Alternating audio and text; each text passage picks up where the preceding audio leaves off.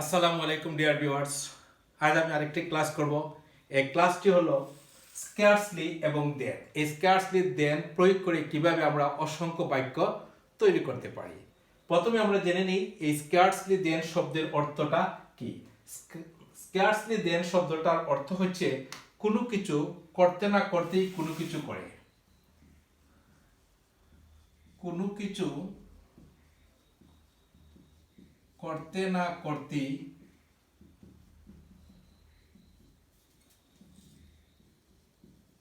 কোনো কিছু করে করে বা করলো।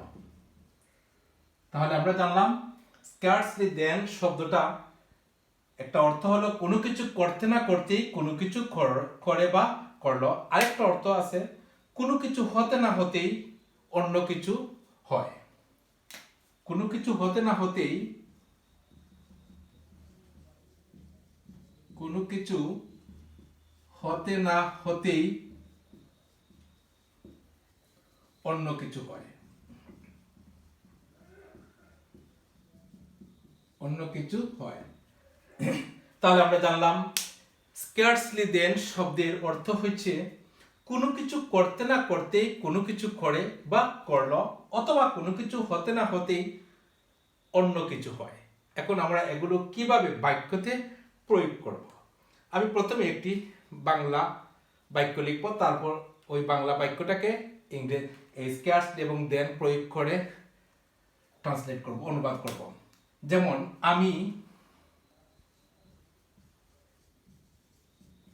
আমি পড়তে না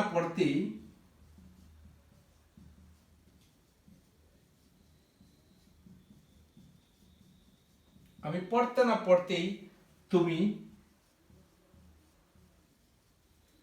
পড়াটা শেষ করবে।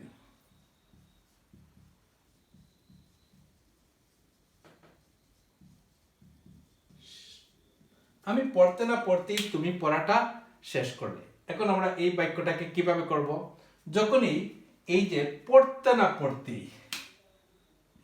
না পড়তেই এই ধরনের বাক্য যখনই আসবে তখনই আমাদের বাক্যের শুরুতে বসাতে হবে স্কার্সলি।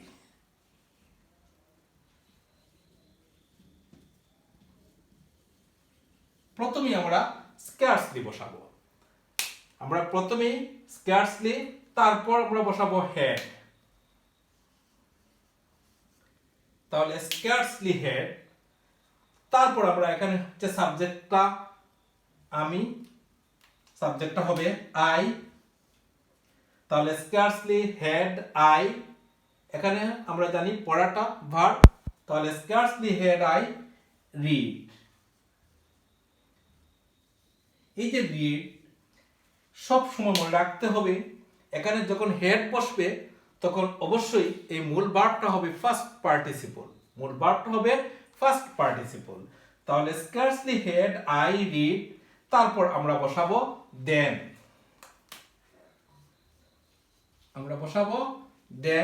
তারপর হচ্ছে তুমি পড়াটা শেষ করলে। তাহলে ইউ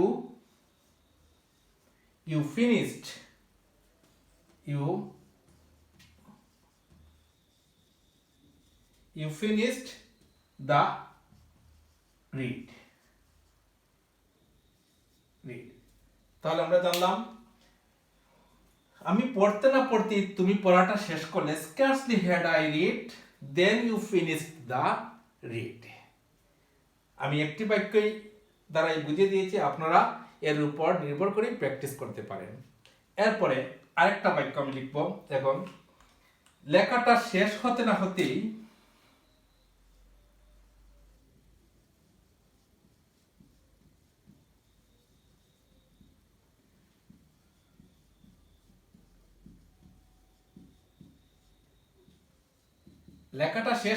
হতেই ঘন্টাটি বাজলো।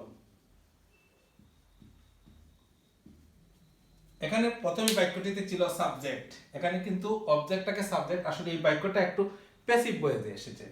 কারণ এই ধরনের বাক্য করতে হলে আমাদের কি করতে হবে। তবে আমি তো প্রথমে বলেছি হতে না হতেই, পড়তে না পড়তেই বা করতে না করতেই যে হতে না হতেই, এই ধরনের বাক্য থাকলে আমাদের বাক্যের শুরুতেই কিন্তু বসাতে হবে স্কার্সলি।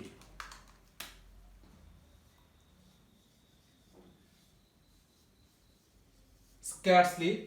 তারপর আমরা এই যে অবজেক্টটা আমরা জানি ভয়েস চেঞ্জের ক্ষেত্রে একটি ভয়েসকে যখন পেশি পড়ি তখন আমাদেরকে অবজেক্টটা সাবজেক্ট হবে। এখানে হচ্ছে লেখাটা শেষ হতে না হতেই ঘন্টাটি বাজলো, যার কারণে আমরা এখানে বসাবো ইজ। Is, scarcely is. এরপর হচ্ছে লেখাটা দ্য রাইট, দ্য রাইট। তারপর লেখাটা শেষ হতে না হতেই scarcely is the right finished, finished. তারপর আমাদেরকে বসাতে হবে দেন, দেন ঘন্টাটি বাজলো। তাহলে দ্য বেল,